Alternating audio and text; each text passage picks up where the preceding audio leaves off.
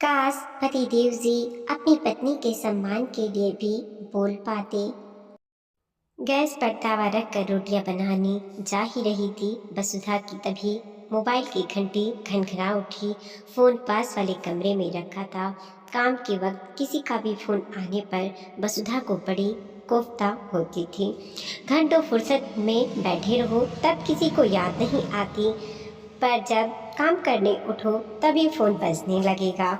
उसने आवाज धीमी की और पास वाले कमरे में जाकर फोन उठाया। उसके पति राजीव का फोन था। हेलो, सुनो, एक मरीज को ओ पॉजिटिव खून की जरूरत है। यदि जरूरत पड़ी तो क्या तुम ब्लड डोनेट कर सकती हो? राहुल पूछ रहे थे। हाँ हाँ, क्यों नहीं, वसुधा ने तपाक से जवाब दिया। ठीक है, अभी तो एक ने दे दिया है, लेकिन हो सकता है कल सुबह या शाम को जरूरत पड़ जाए। राजीव ने बताया।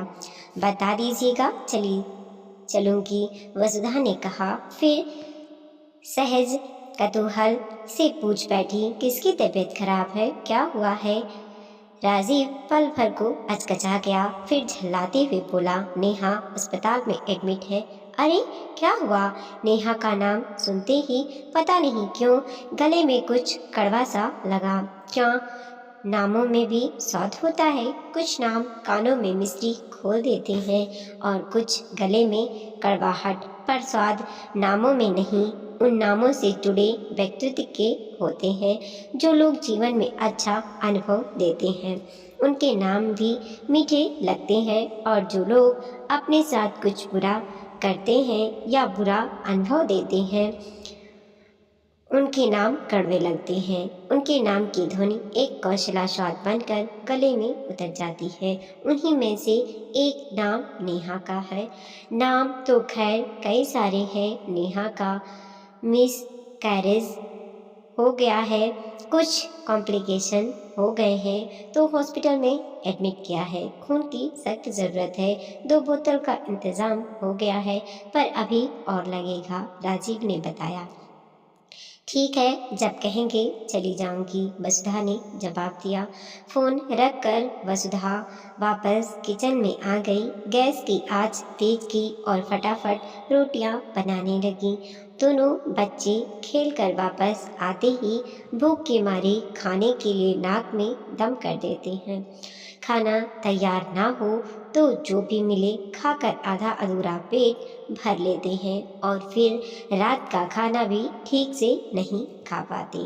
इसलिए वह शाम के 7 बजे तक गर्मा गर्म खाना तैयार रखती है, ताकि बच्चे सही समय पर खाना खाकर सो जाएं। 7 बजे दोनों बच्चे हल्ला मचाते हुए कमरे में आए। वसुधा ने उनके हाथ पैर धुलवाए, कपड़े बदले और खाना परोसा। राजीव को जाने कब हॉस्पिटल से फुर्सत मिले, इसलिए वसुधा ने भी बच्चों के साथ ही खाना खा लिया। थोड़ी देर बच्चों का होमवर्क करवा कर उसने दोनों को सुला दिया। फिर सुबह 5:30 बजे स्कूल के लिए उठाना ही पड़ेगा। रात के 9, 9:30 बज रहे थे। राजीव अब तक नहीं आया था।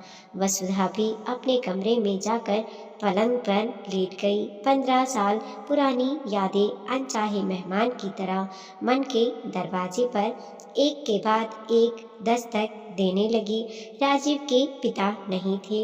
राजीव बचपन से ही अपने मामा के यहाँ रहकर पले बढ़े। होनहार राजीव जब उच्च शिक्षा प्राप्त कर एक अच्छे सरकारी पद तक पहुंचे तो पूरी तरह से अपने मामा के एहसानों के बोझ के तले दबे हुए थे। मामा मामी ने आश्रय के बदले उनकी आत्मा की को गिरवे रख लिया था। हालांकि अपने घर का एक कमरा देने के अलावा उन्होंने और कुछ नहीं किया था, क्योंकि राजीव की माँ स्कूल में पढ़ाती थी और आत्मनिर्भर थी। राजीव की पढ़ाई का सारा खर्चा वही उठाती थी। लेकिन कुछ लोगों की आदत होती है कि कुछ ना करके भी बहुत कुछ किया हमने, यह सब कुछ हमने ही किया का एहसास हमेशा जताते रहने की। मामा मामी के एहसान का वही भारी भरकम बोझ राजीव पर लदा हुआ था। नौकरी के साथ ही अच्छा सा सरकारी क्वार्टर मिलते ही वो अपनी माँ के साथ शिफ्ट हो गए। कॉलेज के ज़माने से ही वसुधा ने उनकी घनिष्ठता थी। नौकरी मिलते ही उन्होंने अपनी माँ से उसका परिचय करवाया। उच्च शिक्षित वसुधा पहली ही नज़र में माँ को भा गई। सादगी भरे समारोह में उन्होंने बहुत जल्दी ही दोनों का विवाह करवा दिया।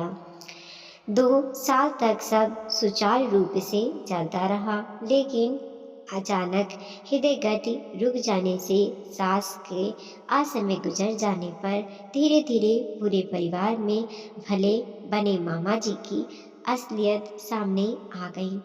वसुधा को लेकर तरह तरह के झूठे आरोप और बातें ससुराल पक्ष में फैलने लगी। रिश्तेदारी में जहाँ भी वसुधा जाती, या तो लोगों की अपमानजनक बातें सुननी पड़ती, या लोगों के व्यवहार में आए अचानक परिवर्तन से अवाक रह जाती। तब सच सामने आया कि मामा जी मामी जी की बहन की बेटी के साथ राजीव का विवाह करवाना चाहते थे, पर राजीव ने वसुधा से विवाह कर लिया। मामी की बहन की लड़की साधारण सी दिखने वाली और जैसे तैसे बीए पास थे। पिता प्राइवेट कंपनी में क्लर्क थे। मामी अपने एहसानों का ही यही फल चाहती थी, लेकिन वसुधा के आगमन से उनकी आशा पर तुषारपात हो गया। अब वसुधा को समझ आया कि क्यों उसकी सास ने तुरंत उनकी शादी करवा दी थी। माँ के रहते मामा मामी ने दबी जबान से इस शादी का विरोध करने की कोशिश तो बहुत की, लेकिन उनकी चली नहीं। इसलिए माँ के देहांत के बाद से ही वो अपनी ईर्ष्या और कुंठा की भड़ास वसुधा पर निकाल रहे थे। मामी मामा जी की 3 बेटियां थीं। बड़ी 2 की शादी पहले ही हो चुकी थी। नेहा सबसे छोटी थी। वसुधा ने उसे छोटी बहन के समान स्नेह दिया था। वह भी वसुधा के काफ़ी करीब थी, पर बड़ी बहनों और माता पिता के कहने में आकर वह भी कभी वसुधा से आमना सामना होने पर मुंह फेर लेती थी। रिश्तेदारी में अपने बारे में तरह तरह की अजीबो गरीब बातें सुनकर वह तंग आ गई थी। उस पर राजीव का चुप रहकर एक तरह से मामा मामी का मौन समर्थन करना वसुधा के सम्मान स्वाभिमान को अंदर तक आहत कर गया। उसने कहीं बाहर आना जाना ही बंद कर दिया। राजीव मामा जी के एहसानों के प्रतिफल का अब इस तरह से प्रायश्चित करके चुकाएंगे, उसने सपने में भी नहीं सोचा था। राजीव मौन रहता और हर बात में दोष वसुधा के सिर पर ही आता। कितना बार मन किया कि छोड़ दे राजीव को, पर माँ हमेशा धीरज का ही पाठ पढ़ाती, हमेशा वसुधा को ही समझाती। रिश्ते का दूसरा नाम ही समझौता है बेटी।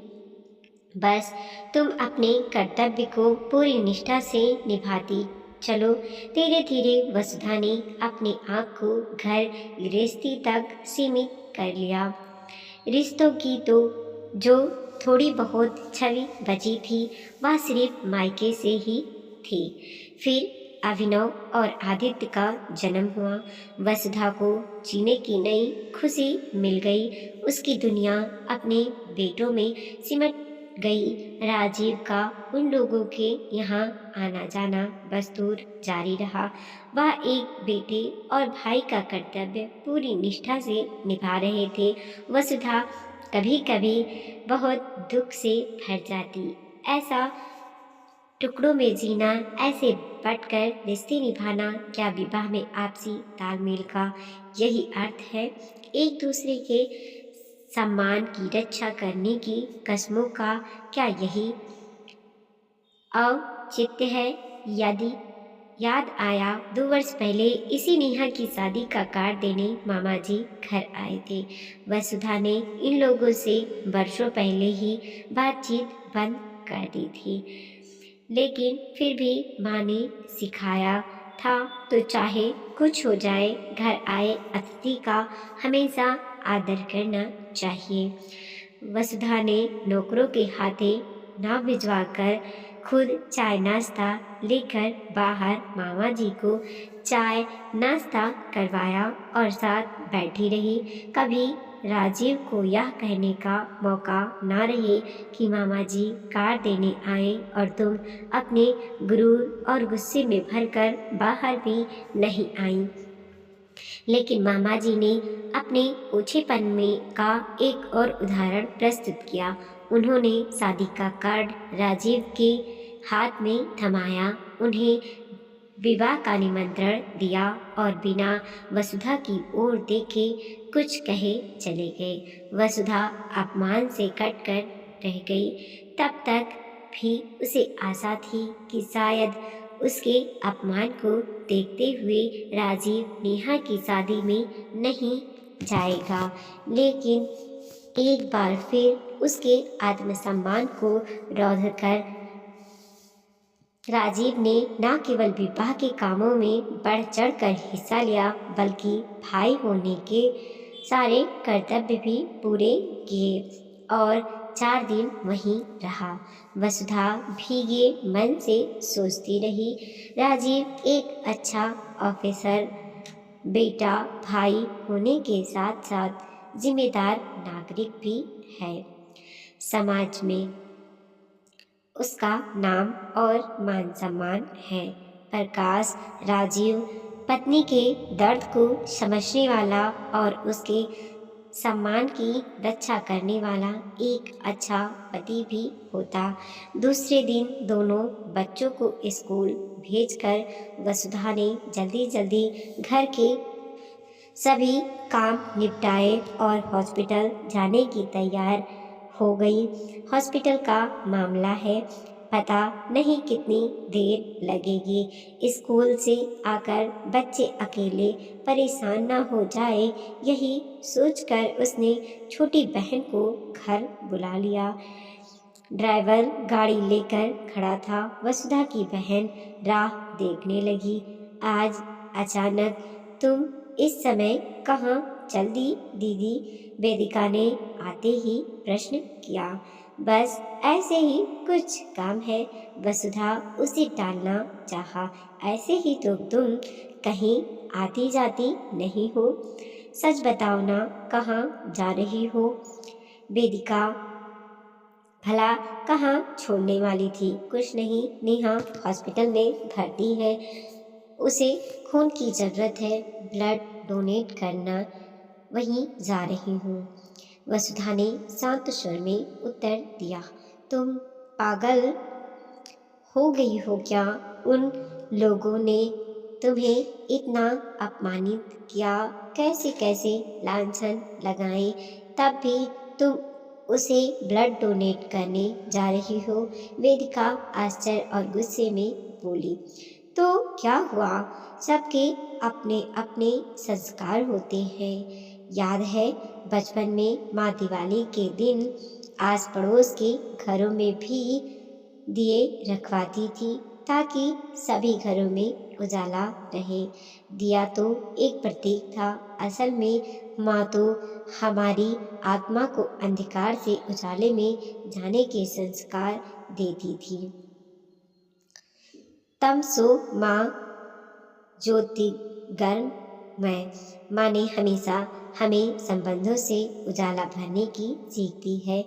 तो पगली, कोई भी कुछ भी करे यह उसकी सोच है, पर हम उनके करने को देखकर अपनी आत्मा को कलुषित क्यों करें? अपने अंदर के दिए को क्यों बुझने दें? अपने तले अंधेरा होने के बावजूद दिया दुनिया को रोशनी देना बंद नहीं करता, तो हम ही क्यों अपनी आत्मा से अच्छेपन का प्रकाश हर लें?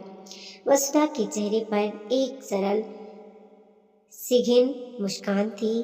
देश या क्रोध का कहीं लेस मात्र भी चिन्ह नहीं था। उजाला बांट सकने के स्वाभाविक बड़प्पन के तेज से उसका व्यक्तित्व दिपदिपा रहा था। दिए तो हम सभी भाई बहन रखने जाते थे दीदी, लेकिन उनके उजालों को अपनी आत्मा से बस तुमने ही उतारा है। मुझे तुम पर गर्व है। कहते हुए वेदिका ने वसुधा को गले लगा लिया। वीडियो को लाइक कीजिए, कमेंट कीजिए, अपने दोस्तों के साथ ज़रूर शेयर कीजिए। चैनल पर नए हैं प्लीज़ सब्सक्राइब कीजिए और देखते रहिए मोटिवेशनल स्टोरी। मिलते हैं और अगले वीडियो के साथ।